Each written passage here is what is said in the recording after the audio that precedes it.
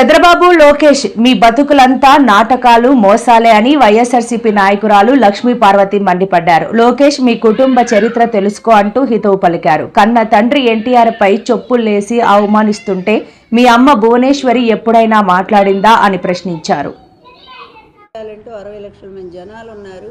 అదేవిధంగా మంచి కారిడారు, అక్కడి పోర్ట్ నుంచి ఇక్కడ గుంటూరు వరకు కూడా మంచి రైల్వే స్టేషన్లు ఉన్నాయి, బస్ స్టాండ్లు ఉన్నాయి, అలాగే ఎన్హెచ్ రోడ్డు ఉంది. ఇన్ని సౌకర్యాలు ఉన్నటువంటి తీరం ఉంది, సముద్ర తీరం ఉంది.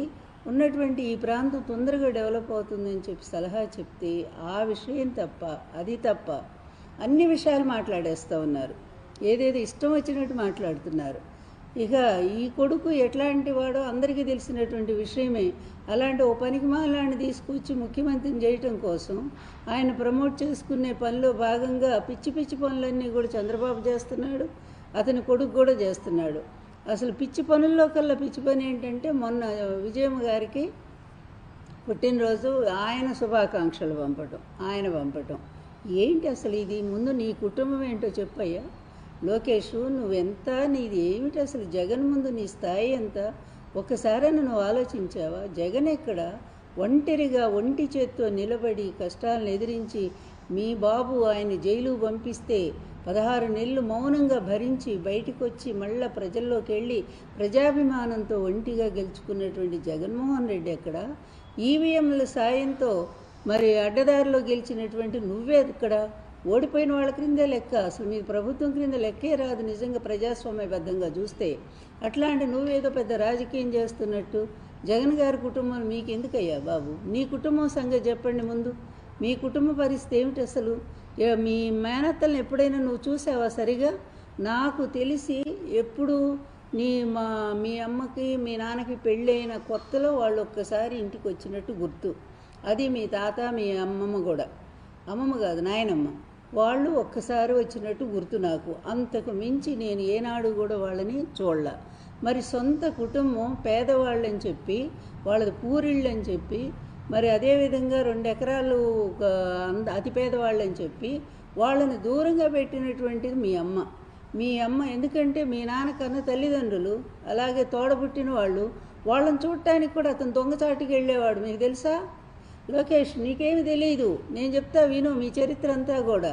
ఆయన మినిస్టర్గా ఉన్నప్పుడే పెళ్ళైపోయిన తర్వాత దొంగచాటుగా వాళ్ళని చూడటానికి వెళ్ళేవాడంటే నువ్వు అర్థం చేసుకో.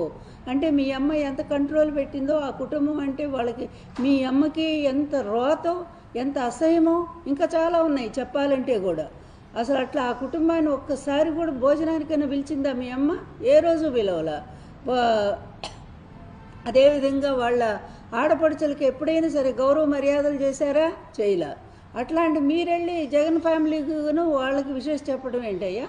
నువ్వు ఏదో అన్నట్టుగా గురివింద గించదన నలుపెరగదన్నట్టుగా మీ క్రింద ఇన్ని పెట్టుకోని విషయాలు నువ్వు వచ్చి పెద్ద ఏదో ఆ ఫ్యామిలీని ఉద్ధరిస్తున్నట్టు, వాళ్ళకేదో జగన్ గారు వాళ్ళ అమ్మని ప్రేమించినట్టు, వాళ్ళ చెల్లిని ప్రేమించినట్టు, మీరేదో తెగ ఇరగబడిపోయి మీ నాన్న మీ అమ్మ మీ కుటుంబాన్ని తెగ ప్రేమించినట్టు. ఎందుకయ్యే బిల్డప్లన్నీ కూడా?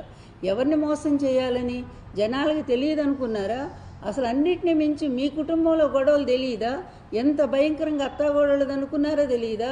మీ భార్యాభర్తలది అనుకున్న విషయం తెలియదా? అధికారం కోసం ఇప్పటికీ మీ నాన్ని, మీ అమ్మ, నువ్వు, మరి మీ భార్య ముగ్గురు కలిసి ఎంత సతాయిస్తున్నారో లోకానికి తెలియదు అనుకున్నారా?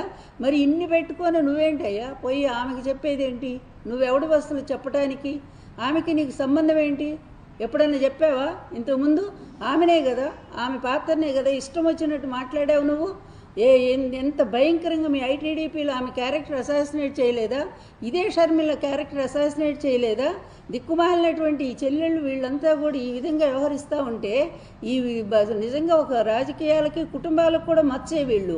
అంత అమ్ముడు పోతే పోండి, కానీ ఈ విధంగా సొంత కుటుంబాన్ని బజార్ని వేసుకునే ఒక దౌర్భాగ్య పరిస్థితి షర్మిల చేస్తూ ఉంది.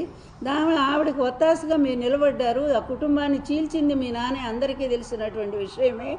కానీ ఎదుటి కుటుంబాలను చీల్చి మీరేదో సాధిస్తారనుకుంటే ప్రజల్లో మీరు మరింతగా పలచనైపోతున్నారనే విషయం అందరూ, అది మీకు తెలియట్లా, మీకు తెలియదు కూడా. ఎందుకంటే మీ ఇది ఉంది కదా, మీ మీడియా ఉంది కదా, మీ పచ్చ మీడియా, మీ కళ్ళకు గుడ్డలు కప్పేసి పూర్తిగా గంతలు కట్టేసి అదిగో జనాలు మిమ్మల్ని అంత మెచ్చుకుంటున్నారు ఇంత మెచ్చుకుంటున్నారని ఈ మీడియా చూపించడం వల్ల మీరు గుడ్డివాళ్ళలాగా ప్రవర్తిస్తూ ఉన్నారు. విజయమ్మ గారికి మీకు సంబంధం ఏంటి? షర్మిలకు మీకు సంబంధం ఏంటి? రాజకీయంగా షర్మిలాను విడదీశారు. మీ పలుకుబడితో కాంగ్రెస్లోనూ మీ నాన్నే ఉంటాడు, ఇటు బీజేపీలో మీ నాన్నే ఉంటాడు, కమ్యూనిస్టుల్లో మీ నాన్నే ఉంటాడు. ఎందుకంటే ఆయన ఒక సిగ్గుమాలిన రాజకీయం కనుక, ఆయనకి ఏ రాజకీయం ఇంకేమి విలువలే లేనటువంటి వ్యక్తి కనుక అన్ని పార్టీలతో సంబంధం పెట్టుకుంటాడు. ఒకవైపు పార్లమెంట్లో బిల్లు వ్యతిరేకంగా మహిళలకు వస్తే మీ ఆడవాళ్ళు మీ ఎమ్మెల్యేలు ఎమ్మెల్సీలంతా పోయి రేవంత్ రెడ్డిని కలుస్తారు. ఎవరు ఎగనెస్ట్గా బిల్లుకు వ్యతిరేకంగా చేశారో వాళ్ళతో పోయి చేయగలుగుతారు. ఏమిటిది? ఇదా మీ దరిద్రపు రాజకీయం? ఇంత విలువలు లేనటువంటి నీచ రాజకీయాన్ని చేస్తే మీరు ఏదో జగన్మోహన్ రెడ్డి గారి కుటుంబంలో చిచ్చు పెట్టాలని చేసి చిచ్చు పెట్టారు కూడా. మీరు అన్నా చెల్లెళ్ళని విడదీసిందే మీరు. అట్లాంటి మీరు ఈరోజు విజయమ్మ గారికి పాపం శుభాకాంక్షలు చెప్తావు. పెద్ద లోకేష్, నువ్వు ఒక పెద్ద లీడర్వి, నువ్వు ఒక పెద్ద మేధావంతుడివి, నీకు అంత స్థాయి కూడా ఉంది. అసలు ఆ కుటుంబానికి శుభాకాంక్షలు చెప్పే